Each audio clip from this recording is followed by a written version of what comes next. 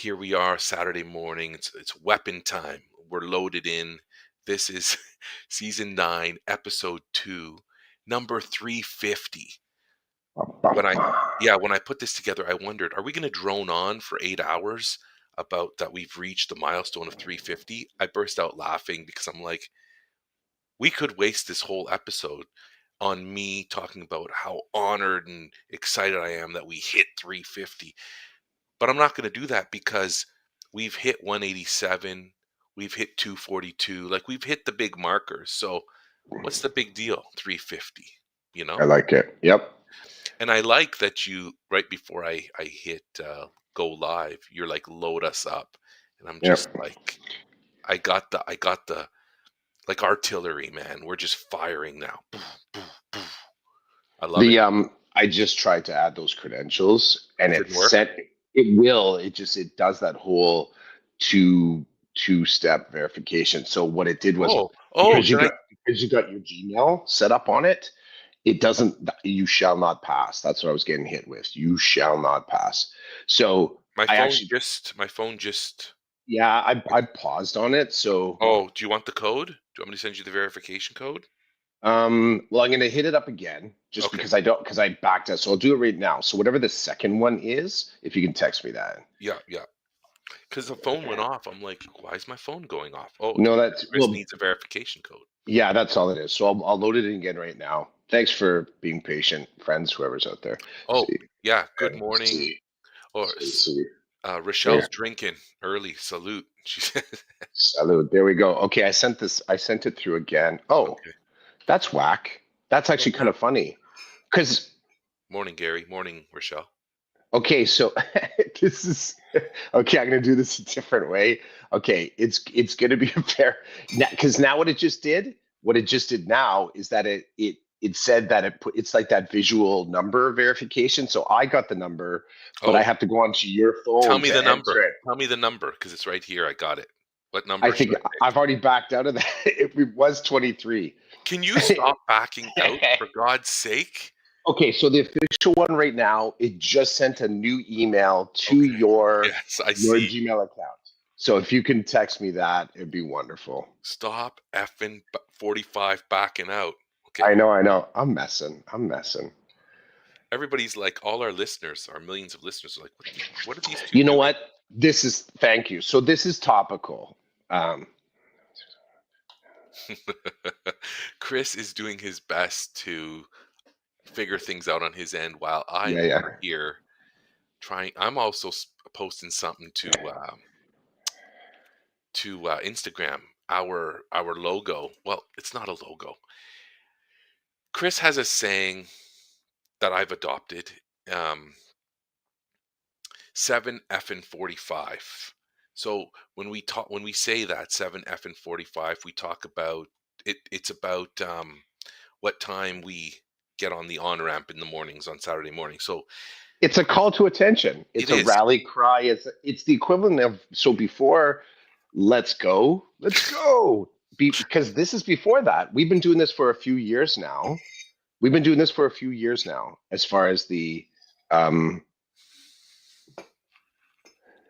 the assumption that you and I are going to be a part of this project, even without talking, like checking in with each other.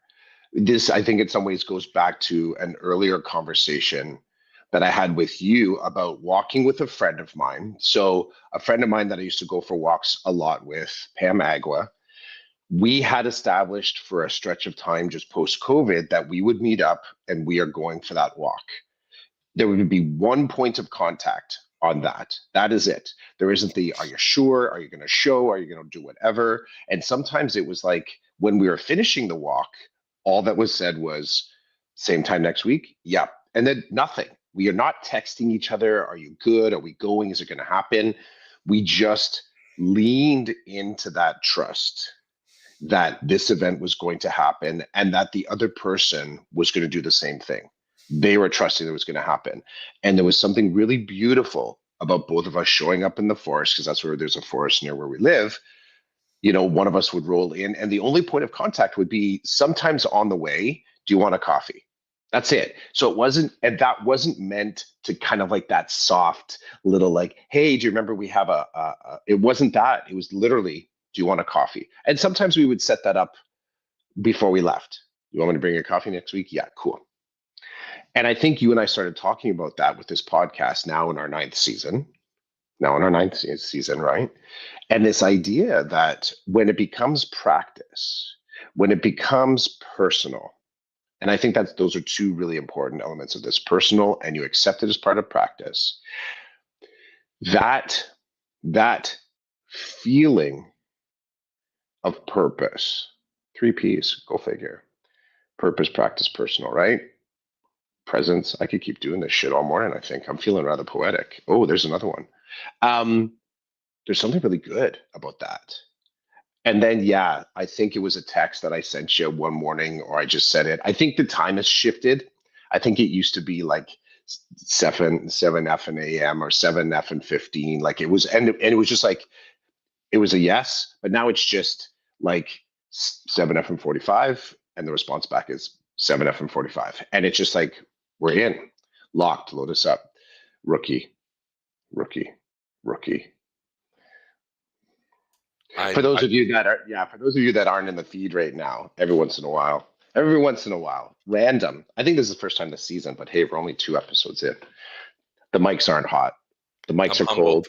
I'm Be humbled. humble. You got this. Though. You got this. I'm with you. It's a good thing I have some humility. Um, Rewind though, because I felt like those first three words that you tried to say without your mic are really important.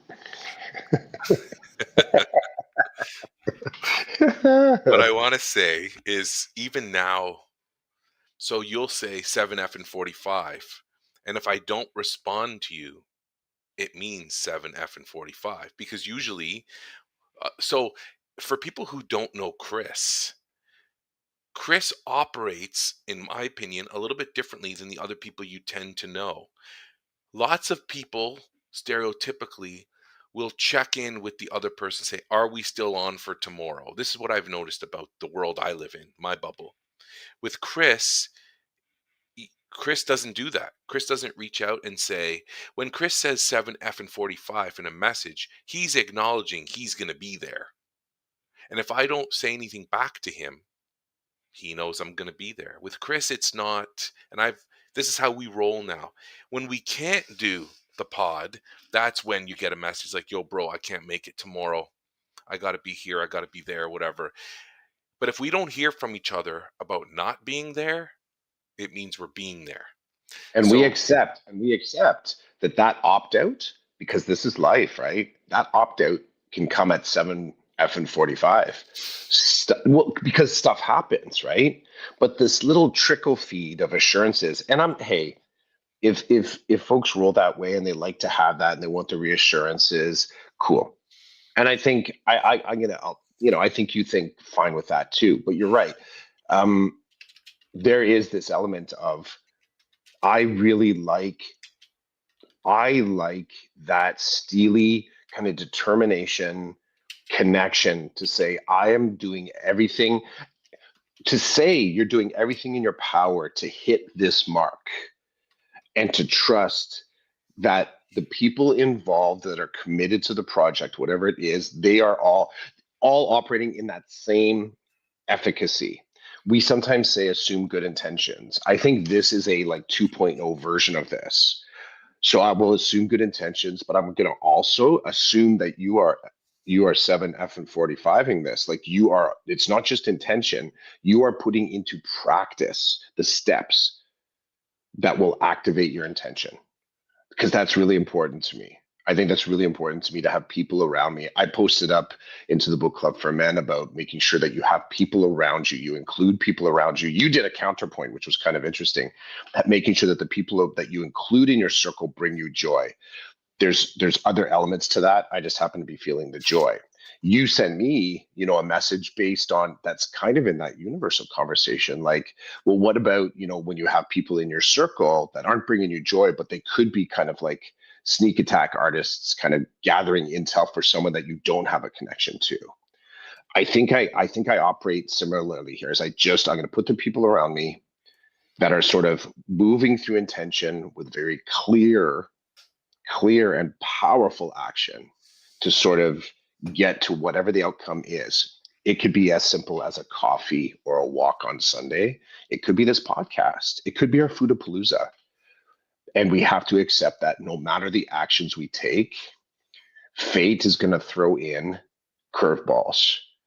And even if you're like, even if you're going solo mission on it, you can wake up in the morning and you've got pneumonia. Like this can happen in those 6 or 7 hours where you are not doing anything other than sleeping. That's an active state. The world goes on, people still have stuff happening. The dog still will cry and bark. Like all these things happen just because your brain goes on pause. And that's just your conscious part of your brain go on pause. Life goes on. You wake up 6 hours later, you throw your back out. You wake up 6 hours later, your buddy's been in a car accident. You wake up 6 hours later and something needs your attention. That can happen. I accept that. What I won't accept, this is sort of like, man, I'm going to go hard on this. What I won't accept is that people work in opposition to their connections with you, where they will sort of just say that thing like, I'll do it, and then they don't show up. I want to have people in my world that show up, not just for me, the relationship, but for their own intentions and actions. I love having people like that around me. I really do. And it's taken me a while to realize that that type of intensity is what brings me out of my selfish ego, raised by wolves kind of mindset, is looking for people that are willing to go that hard on things. And I'm slowly starting to find them. You actually do find people that want that same thing. They want that intensity. They want a little bit of that. This is just too much. Like they can operate in that space and they feel pretty good about it. So in a lot of ways, this, podcast has been an interesting thought experiment in that, is that can you, because I would say we have consistently, whatever the percentage is of us meeting up on Saturdays at 7F and 45, I think we actually have embraced that as a project, which is what the method brings us back, the groove brings us back, the relationship brings us back, all these things that we fortified over 8 years of communicating on Saturday mornings. That shit's not invisible. It's just hardwired. It's firmware now. It's not software, it's firmware. It's embedded in the actual mechanics of what we do. And I really appreciate it, this kind of stability. I think it's also, we've started to try and think about what could some of this look like for Book Club for Men. If this has benefited us, what are the actual things that we're doing? And can that sort of connect with Book Club for Men? So I love this path. I really do love this path. I cherish this path. It is no longer a surprise that we are here for our 9th season. I'm mind blown at what we will have accomplished and enjoyed and noticed at like our 19th season, and all the other ridiculous things that we've sort of talked about along the way, all of our product development, all of the people that have sort of come and sat on this porch with us, right? Probably the wee bus people would have said, come to the garage and hung out for a little while, right? Who's come to the porch and sat with us and sort of just stayed for a little bit, had a convo and moved on. I love it. I love it.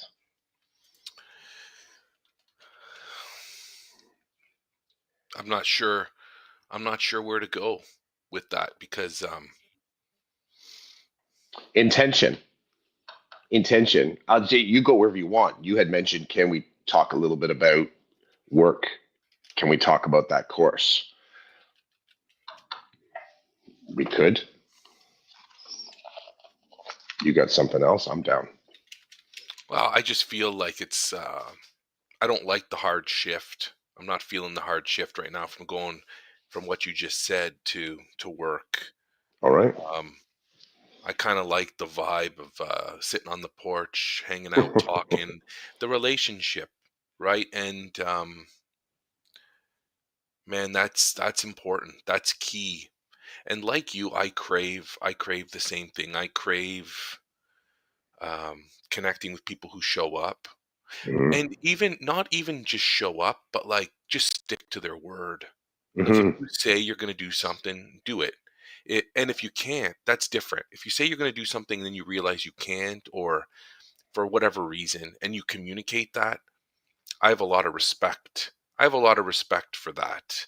Um, And you're right. There have been times I wake up, I go downstairs and start my routine with the bunny and stuff, and I try not to look at my phone right away, but when I do and I have a message from you saying, "Bro, I can't cast this morning. This and this happened," or "This happened last night." I'm like, "Okay, it's the Roland okay." It's just like, I get it. You can't do it. And that's what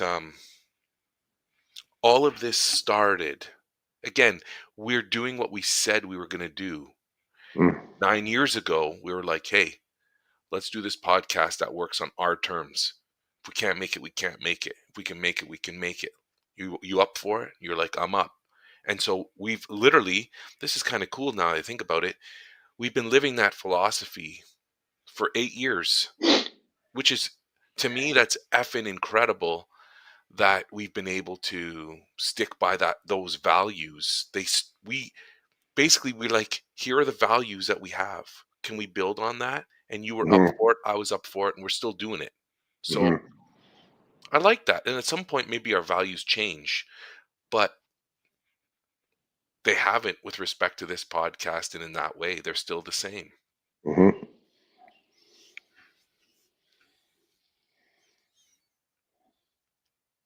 I like it. I'm feeling better about shifting now. Are you okay if we shift? Yeah, absolutely, bro. Absolutely. Okay. You and I were talking about work on the on ramp. Hmm. And I'm happy that Rochelle and Gary are here because they're both educators, so they know. So Hmm. Rochelle and Gary, I'm only going to give Strap you, in. yeah, Strap in. get ready to load up.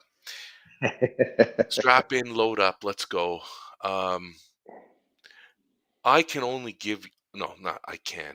I'm only going to give you 5% of what Chris and I talked about with respect to work because I want to keep my job. Hmm. So now they both know me relatively well. Now they're like, "Oh shit, he's like he's popping." This is also one of the values. Like we'll let the AI know, right? Like you and I have cheekily talked about what this podcast would look like if we could somehow if we could sort of somehow luxuriate, maybe even languish in the depth of experience that you and I have had, say things that are in our hearts, but we recognize might be too much for public consumption and would put our work in jeopardy. So, we've played with this idea. What will this look like in 10 years, whatever, when you and I are not officially employees of, the education system? I think at some point I said, well, I hope we're actually, we're talking about other things, like we're moving on and talking about other things. I hope. Um, but the truth of it is, we need to keep our jobs. So the tease part is just like we found, I think, good ways to talk about stuff that doesn't put our work in jeopardy. I think that's important. Right. And if we didn't have 900,000 listeners, it wouldn't be a problem. We could just say what we want, right? But Mhm. so, long story short, just call me Frank. Um, you were talking about what I would call the kiss of death of teaching when and I'm going to frame it poorly and then you're going to jump in, you're going to save me. But basically, here's my perspective. As teachers, when we when we teach a course or a class as a favor to somebody, or um, we're just doing it because for any reason that's not 100% authentic, you could have major problems with Mhm. that whole setup. And you and I talked, so I think I can say this without getting in trouble. Last year I was supposed to teach a course, in face-to-face course, second semester, and I remember telling anybody who'd listen to me, particularly my administrators, I'm really concerned about you putting me in that room with those kids because my role in special education, I got a vibe, I got a feel for this role in special education that you've given me. and I really like the work, and I'm very invested in the work. But if I'm in a classroom, I have a feeling as a new person learning how to do this special education job, that work is going to suffer. It's going to suffer because I know me and I know how I operate. And I know that the things I'm building, I'm going to have to walk away from building them the same way, because once I'm in the classroom with those kids face to face, that's my priority. And I have to make sure I'm prepared for that. And I have to make sure that the skill set that makes me, I think, good at my special education job will help me be a good classroom teacher for those students in the room. And I was like, and Gary knows this because Gary and I have talked about this. I came to peace with it when I presented this to my administrators, and I said, "Is there any possible way you can get me another e-learn?" And to my principal's credit, he was like, "I will do everything I can. I completely understand what you're saying, and I will do everything I can." And then it came to the point where he said to me, "I'm sorry, there's nothing we can do. This is this is your second semester. This is where you're going." And I was like, "Okay." I was like, "I get it. Thank you for trying. I appreciate that." And I was starting to live with the notion that, uh-oh, things are going to change on the special education side, because I can barely do it now with an e-learn, and now I'm going to have to figure out how to continue to do it with an in class.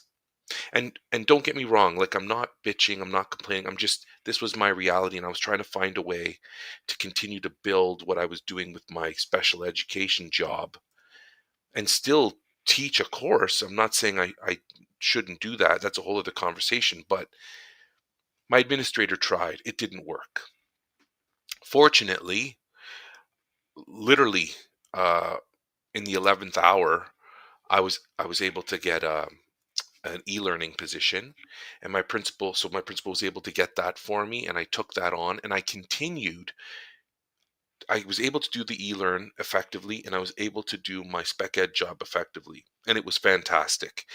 Now in my second year, bro, i I feel the stress of the 8 million IEPs I have to write, but I also have a fluency, which I this is me. I get that. That's my energy. I have a fluency. So the start of the school year has been great from my special education perspective, because I get what I have to do to be successful and to help kids be successful.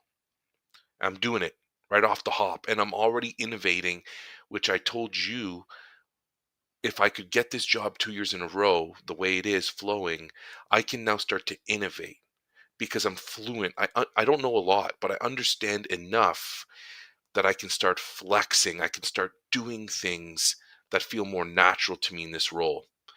And I think it's effective. I'm saying all that because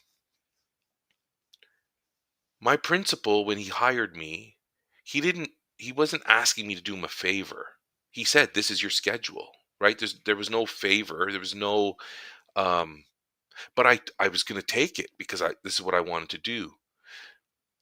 And I know for me, if I had jumped into that credit recovery and looked at it as I'm doing somebody a favor, or I'm not going to give it the attention it deserves because I want to put all my attention on my spec ed position, bro, I'm telling you, that would have been disastrous for me. And I'm seeing struggles with people doing other people favors because their head and their heart are not into what they're doing, and that's friggin' dangerous. And when we started talking about this morning and you put it that way, I was like, man, I could see the light. I'm like, he's right. At least it resonates with me.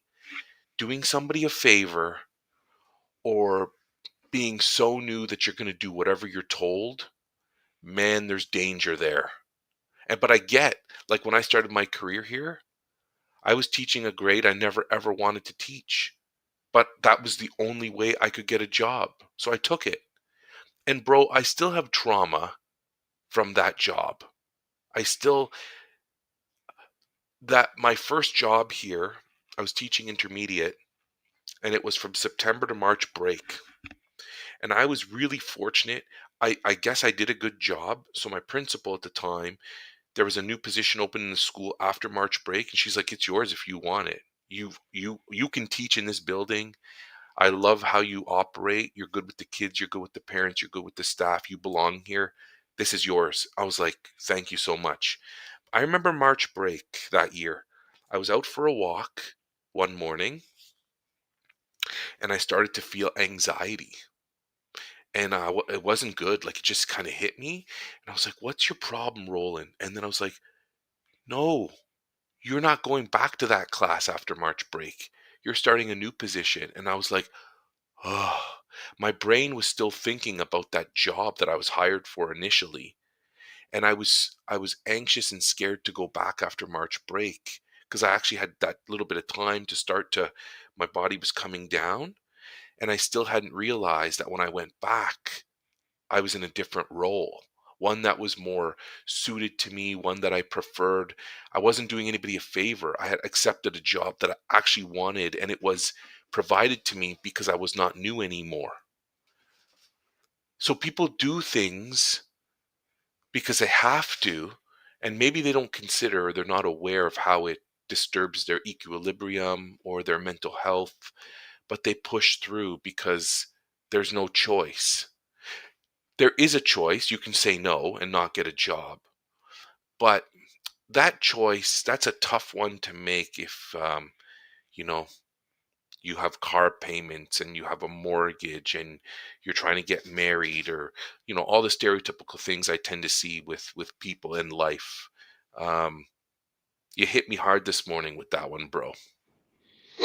Well, yeah. So the starting point for it was after 8 years, 8 years, maybe. I'm coming back to teaching learning strategies. So the GLE 1.0, it's the guidance careers curriculum that, if it's the GLE, at least in our board, it is for students that exceptional students. If a student that it does not have an IEP uh, is taking or wanting that credit, they'll be coded as a GLS. So it's the same course. It's just, you know, E instead of S. And coming back to it after having my community classroom or congregated classroom experience, I'm so stoked to use that that learning, that expertise, that those experiences to develop a course that I start from a foundation of true believer that this is what grade 9 students need to start to be effective and skilled in grade 9. Of course, the minutia of this are are derived from their IEP and their individual learner profiles. I get that. Supporting that is the exoskeleton of the course that holds it all together, right? So the expectations, the overalls, it has to be like, that turtle shell holding all the stuff, all the sort of like the soft bits inside. And my statement to you was a little bit cheeky, probably cavalier too, um, a little bit uneducated because you gave more of your perspective. But me suggesting that my hope for you is that you get to, you know, teach a GLE course, and you're like, whoa, whoa, whoa, whoa, whoa. Whoa, whoa, whoa, hold up, hold up, hold up. And then you shared your experience as to why that doesn't sort of land. I'm smiling, you're not smiling. So I get it. I get it. I think still,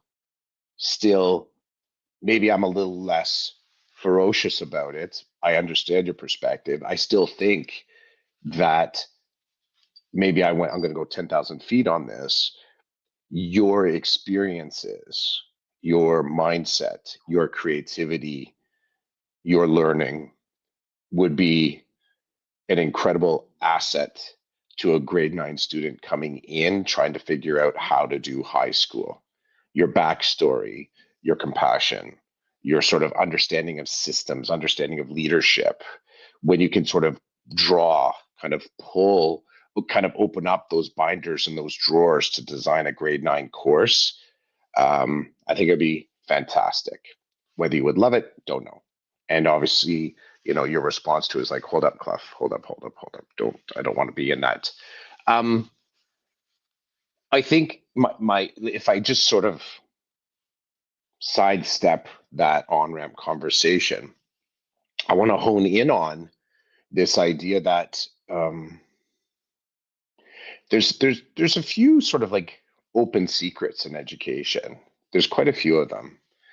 Sometimes they squeak out and show up on CTV, and the teachers in the house are like, "Oh shit!" Like that got out, and then other times they're like, "Yes, finally that got out because we've been suffering under it." And every once in a while, there's a surprise, like, "Really? I had no idea that was happening in education." It can be complicated, right? When that stuff pops up on CP24 or the local news.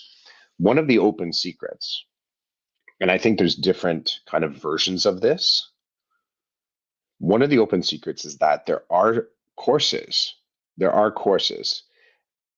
I'll go, many schools have courses that individuals will agree to take, agree to teach if there is the opportunity to agree. If it's offered as an option, there's a lot of sort of competing, conflicting, and sometimes naive mindsets with that. So there are sometimes courses will be offered as a way to, when I say offered, it's kind of, let's say, in the staffing cycle. So the way staffing is set up, which is a closed room cycle for the most part.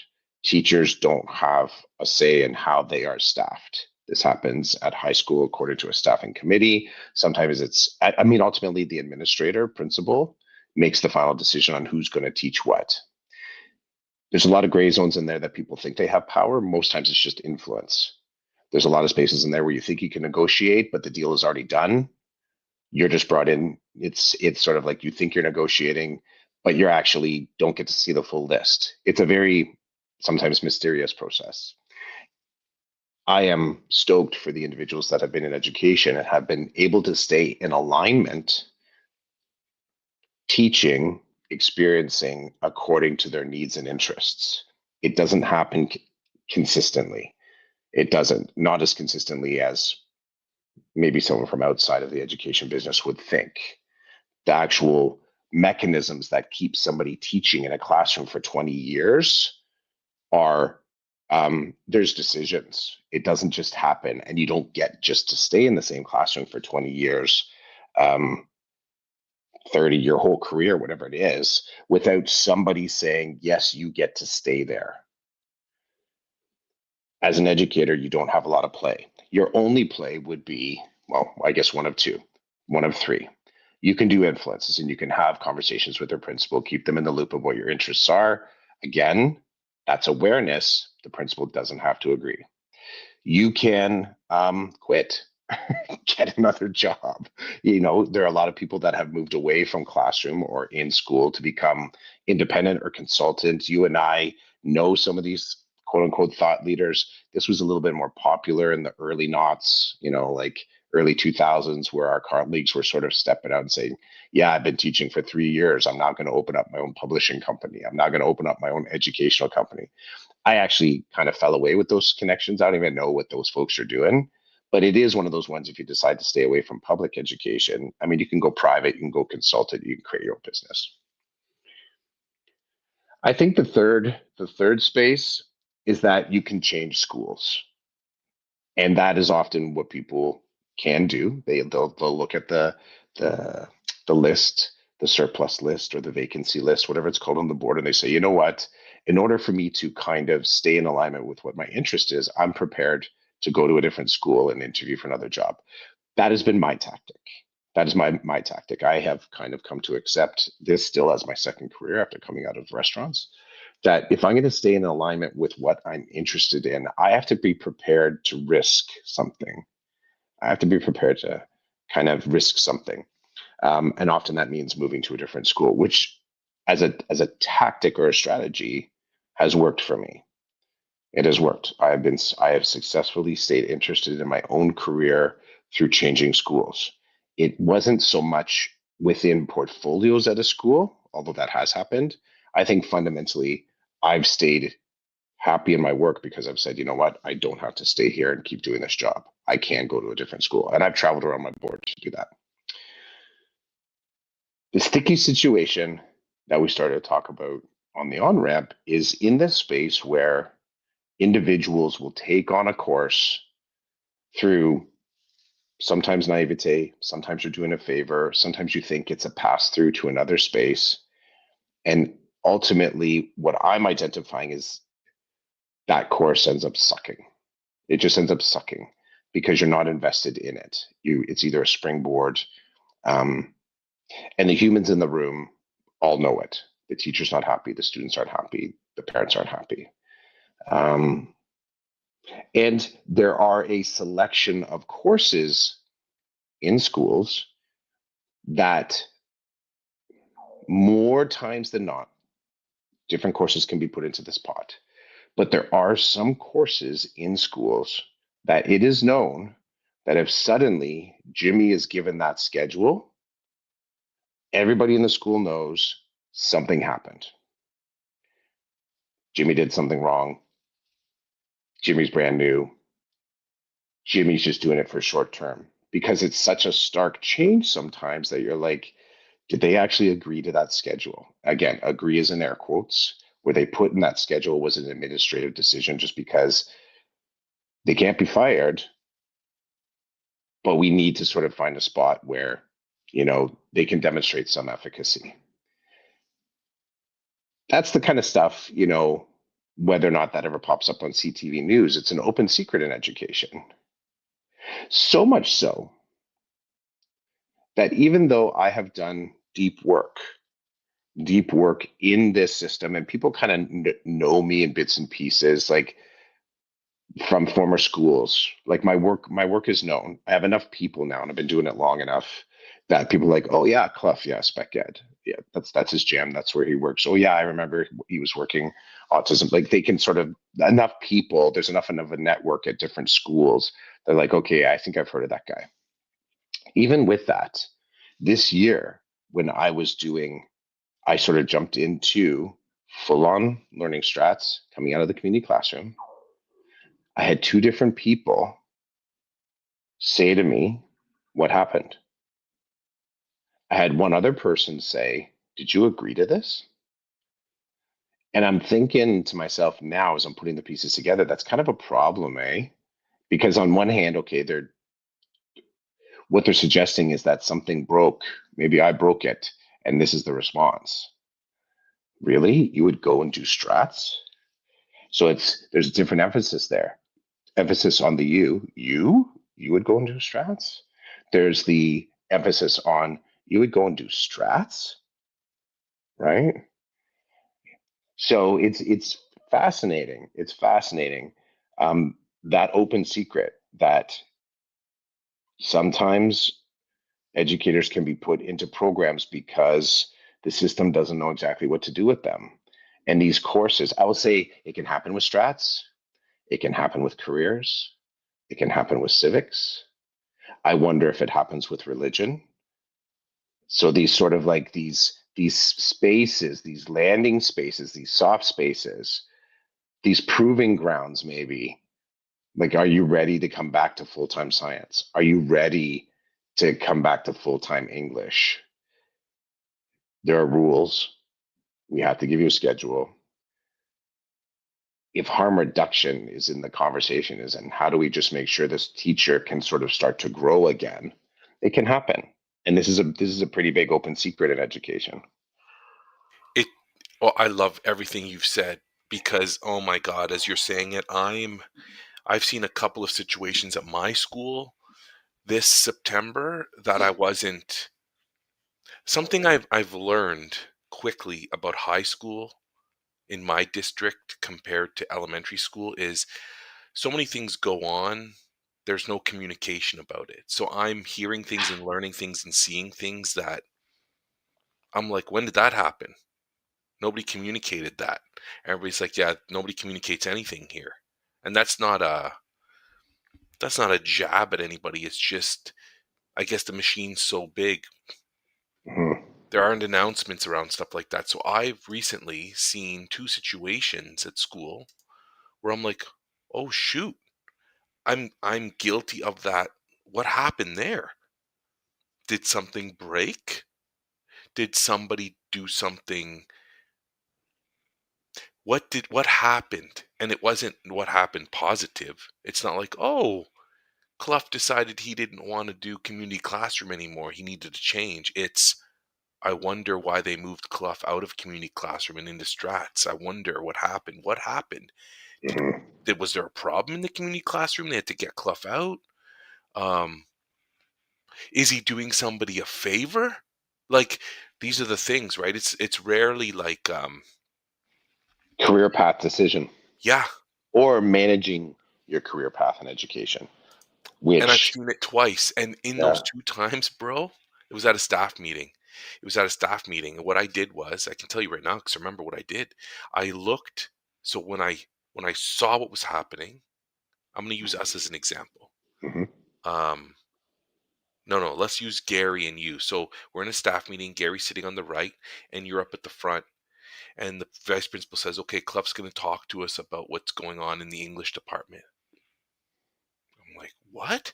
And then I'm looking at you down there, and as you get up and you're going to start talking about English. And then I look over at Gary to see his reaction, because I'm like, that was Gary's job for like 10 years. And now Gary's in There's Gary. geography. Well, it's also, or it's where's Gary? There's a cascade effect because you might not even know. Like at that point, you're like, okay, if Clough's that person, Where's I gotta, Gary? I need to text Gary. I can see Gary. And now I'm Yeah, looking at Gary. I'm like, uh-oh, Gary looks a little uncomfortable. yeah. I wonder what happened. I And then it's wonder. like, then I remember that I'm a middle-aged man and it's none of my business. Good. Well And said. it's none of my business. And if Gary's not a close friend of mine, then I'm probably not going to talk to him about it. I'm just going to leave it, because who Mhm. knows what happened, and whether it's difficult for Gary to deal with, or it's contentious, or whatever the case is. I'm not going to talk to Gary about it. Um, but in both of these situations, I know, no, I don't know. I've gotten to know the person that is no longer in the position that they were in last year, that I thought was their position. Mhm. And they've both been very kind to me. And so I just wonder, like, oh, maybe I'm missing something, or I don't know.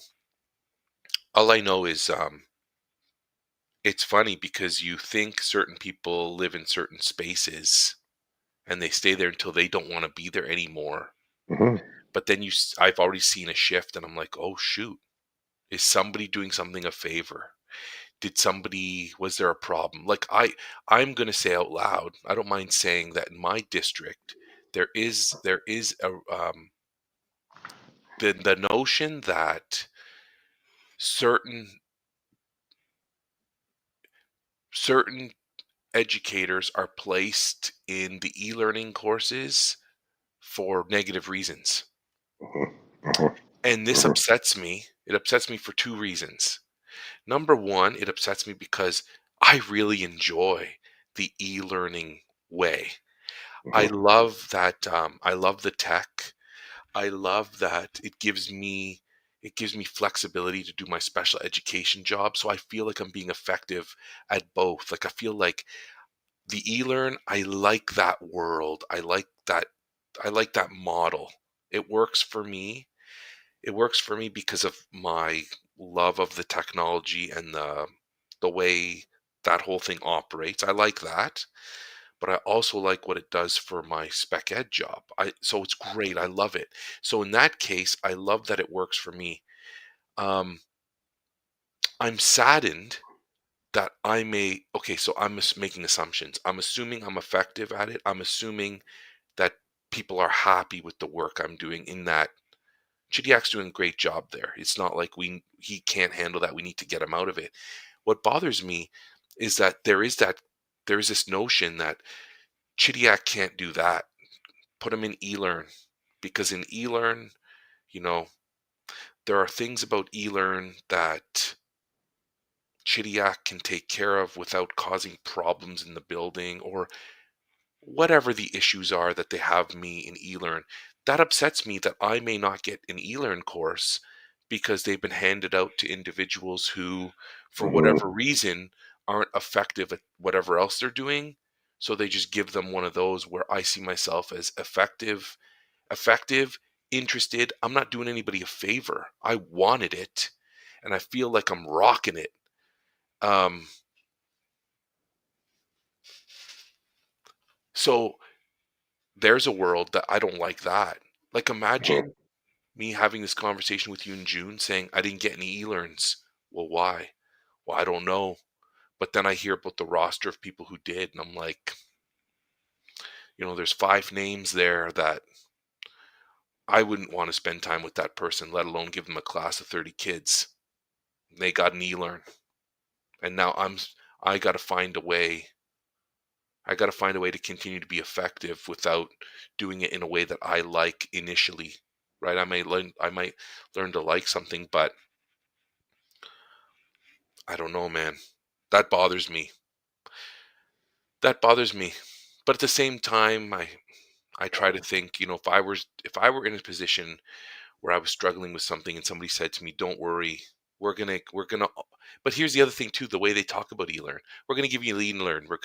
It'll take some stress off or whatever. It's like there's still stress if you want to do the job right. Hmm.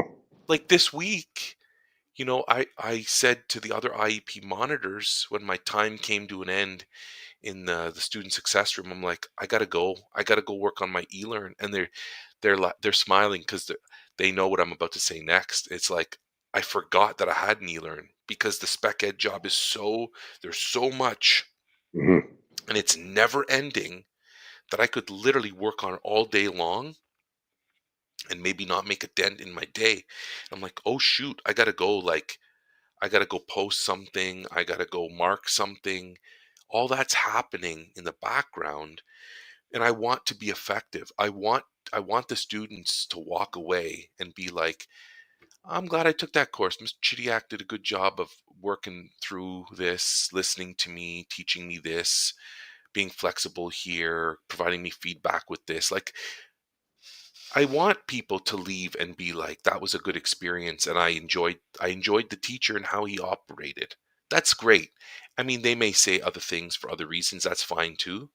Um, but you get what I'm saying, right? Like it's always good for everybody to walk away from an experience and have it was a good one, right? Hmm. So I am doing what I can in that realm, and I enjoy that work. Whereas other people are like, don't give me an e-learn. I would never do that in a million years. And in our district, there's actually a call that goes out. So the principal sends out an email and says, hey, if you're interested in an e-learn, express your interest in this form, and then we'll see what we can do. So people Hmm. who want an e-learn ask for it, and I guess principals are probably not going to assign one to you if you didn't want it. But under some circumstances, they might be like, Chidiac, we got to give him 2 e-learns because we can't have him in a room full of kids for whatever reason. Hmm. That's the I've heard this. I've heard this from people in the e-learn and people outside of the e-learn. So is somebody going to admit that in real life who works for the district? No, but everybody, it's a kind of a thing that's floating around, right? Hmm. And you, Again, we know about the open secrets, right? We know. You and I kind of, we dip into them every once in a while on here. Like this, in so much as I would say that we do well. I'll say we do a good job because let's say if the only metric of you and I doing a good job legally is that we both have kept our jobs. So we've been successful legally. Um, I don't know if any of my direct leadership has spent time listening to our content. I'm sure somebody would go, ooh, like they would just kind of go, this is getting close to something that could be OCT concern. Um, I think we're also respectful, and I think it's important to be critical and respectful. Um, I don't like to get too far into, if we're talking about systems, if you and I are talking about systems, we don't have to be kind. I think we can be pragmatic.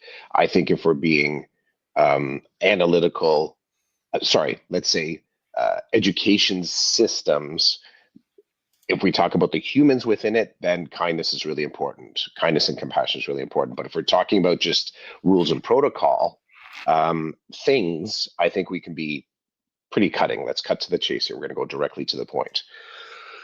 Within the thing that you and I are talking about right now, there are the humans. There's a hope within this sometimes. Like humans are hopeful, and I think that a hopeful human that's trying to manage their career within education, man, it is tough. It is tough because the moment you start to believe that you are making autonomous decisions, can sometimes be that's the in my measure, that's the worst mindset to have. You always have to realize that you are operating within a system that might be two steps ahead of you already. Yes, there is moments where admin can step in and kind of like jump the shark for you and make something happen. Um, I would say that my agency and self-determination, though I would say it's because I have borne the risk of my employment growth. At the same time, I have to say, like, my interest and drive towards a position doesn't get me in the door. It just puts me on the property. There still has to be the relationships, and you come back to the human element of somebody saying yes. Somebody saying yes. Um, I am already witnessing, and I have consistently over my career witnessed a teacher saying that I only agreed to do this course because. I think over the next couple of years I'm going to spend some time, give more time to those conversations. I am becoming more and more curious about individuals as we have Gen Z and gig culture creep into education. I am curious about that hope factor. I think as a Gen Xer, I can be like, I'm gonna make it happen. Like there's a determination in my mind. Like I'll look at the systems. I'm like, I will navigate that system. I will make it happen some way, somehow. I'm old enough now to understand patience. Like there's certain elements that let's say elements and tools that I have access to. I can't speak for others. New teachers coming in, they're coming in through a lens that's very different than when you and I started teaching. I think you're in it a few more years than me, but we're still in that kind of like vintage of teachers where um, boards were different, sort of like the access points were different, the jobs were so different. Sure, the core was there, but when we both started, like student success, come on, equity, come on, like these were just like seeds when we came in, and the opportunities to align yourself with that type of work was still like somebody's dream, wasn't mine. It wasn't mine exactly. I sort of found myself into these spaces of equity, student success, guidance, and special education. So I want to start meeting more people that are hopeful about how they're trying to sort of like navigate education, but also fully aware to understand that no matter what their portfolio they've agreed to, the capacity to invest in and do a really good job is possible. It is possible, but there's a certain clarity that has to come along with it. Like first year teachers that sort of take on a schedule that everyone else in the school is like, oh shit, and that can happen. That can happen. I want to start meeting more. Like I don't know if I need to. I don't know if I need to sort of become part of because you have access to a lot of these more conversations if you are the branch president or you're a steward of the union because you're by default in some of these conversations. Gary's dropping in. Within education among educators, there also exists many misperceptions of the specific rules, which can be frustrating when you're in one of those roles and investing in it. I'll go one step further, Gary, and say when you're actually inventing it. So you can get a title and then you realize you don't open up that box and you're like, shit, man, there's nothing in here. There's nothing in here. It's like it's like the moment where you move into a new classroom and you open up the closet. and you see there's like really pristine boxes in that closet, and maybe one of them says Epson 490 LCD projector. And you pause for a moment and you look around the room and there's no LCD projector, and you're like, "Whoa, I wonder, is there a new LCD projector in here?" And you open the box and all it is the instruction manual, a couple zipper pouches. There's nothing in there. Sometimes roles in education could be like that. Here you go. And then all of a sudden you're like, there's nothing in here. That's like the cookie container or the chocolate box container at your grandma's house. You open it thinking there's going to be cookies or chocolates, but it's sewing Pens. sewing stuff and pens. Yeah, yeah. And it's like, oh shit. I was hoping for some Quality Street candy or whatever. Or Talk even about another box inside of the box. talk about a branding that really worked, eh? Yeah. Quality Street, their containers have been used for anything and everything other than containing chocolate after the chocolate's been, um, The metal tin. They were yeah, big the metal metal tins. tin. Yes. They're everywhere. That's amazing, eh? That's such a great branding. I'm sure they didn't do it on purpose. It's just this is the way society is. But Mm-hmm. but yeah, there's nothing worse than that. You're right. In education, opening that box and it's empty. It Quality reminds Street. me when my wife just moved into her new school and new classroom, and when we walked in, we laughed because it's like, this is public education. There was nothing in the room.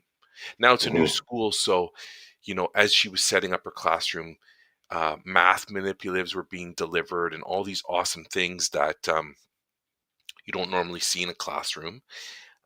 What I mean by that isn't when you move into a classroom, there might be some of those things, but other than that, it's bare.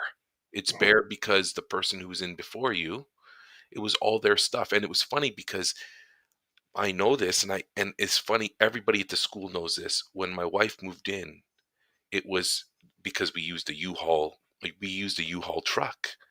We rented a 10-foot U-Haul truck, and I would say two-thirds of it was filled with all her stuff.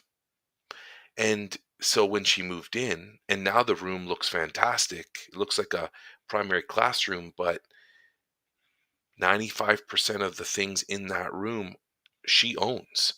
And when she leaves, if she decides to take it with her, the next person, this is so on point. The next person's going to walk in and say, Chidiak stole everything in this room. There's nothing here. It's like, check the receipts. Chidiak moved in using a U-Haul truck. That belong to us. And I say us because I've paid for some of that stuff. When she leaves, if she decides to take everything with her, that room is going to be bare again. And the only thing that's going to be left in there are some math manipulatives that were brand new when the school opened, and maybe some program binders. Other than that, it's all hers. Everything in that room. Um, That is the mirage or the idiosyncratic reality of the Quality Street classroom. the Quality Street. Oh, I love this. Okay. Right? Where someone comes in and they see the program, and then they find out that someone is going to be moving from the program, and then they decide to take on the program, and it's like they're going to crack open that Quality Street container, and all that's in there is like another container and another container. It was similar to me moving out of the program that I'm in. I moved down the hall. That classroom doesn't look the same because a lot of that stuff was mine. I had it stored in the garage. And it's just stuff that I've collected over the years that were useful in the community classroom. But same thing, some of it has gone up in my immediate classroom. But the other thing too is I'm only in there 2 periods a day. And then next semester, I'm in two different classrooms. Like I'm in the same classroom twice this semester, which is useful. Next semester, I'm in two different classrooms. So me, Quality Street effect for me next time. Like I'll be packing up that caravan and trying to figure out how do I move into two separate classrooms. So I think next week let's see if we can unpack this U-Haul Quality Street thing because I think that's a cool topic to sort of open up because some people can't agree to a new portfolio based on what they saw there. And you don't get to start there. You Right, just right. won't. Because and that's what people see. They walk in, they're like, "Oh, Yep. this is what my classroom is gonna look like." Then they come Yep. back a month later and there's nothing in the room. They're like, "What happened to my classroom?" It wasn't yours. It was Mhm. somebody else was inhabited it. They left, and unfortunately, everything's gone because that was all their stuff. Yep. But but I'm so happy that my wife and I are both at a point in our career where we laughed because it's expected. She's a Mhm. veteran. She knows her principal well. Her principal's very supportive, and even in that whole realm, you still get the quality street classroom. You open the Mhm. door, there's nothing in there. All the candy's gone. It's been eaten up. So, and what's left is whatever's left in the room, the pens and the paper clips. That's what you're gonna get. You'll see them on the floor. Oh shoot, the custodians haven't cleaned yet. There's paper clips on the floor. Oh, there's a friggin' stapler. They left me their stapler, but they stole everything else. No. And unfortunately, there are some teachers who take stuff that don't belong to them. That happens. Of course. That's not what we're Unfortunately. talking about. No. That's not what we're talking about. Anyway, okay. Thanks. I gotta go. Yep. All But good. this was fun because I've been playing with ChatGPT and I'm sending you all the logos that I've created. And they're hilarious. I love it, and I think we should continue to build our brand with our sayings and our generated Mhm. images. I just got one now. I'm going to send it to you. But any final words before we go, Chris? No, man. Okay. No, man. I'm Thanks. good. Thanks, Gary and Rochelle, for joining us, and whoever else with us today. We appreciate it. And whoever listens to us in the future on an on Saturday in the morning. This was season 9, episode 2, number 350. Peace. Peace, man.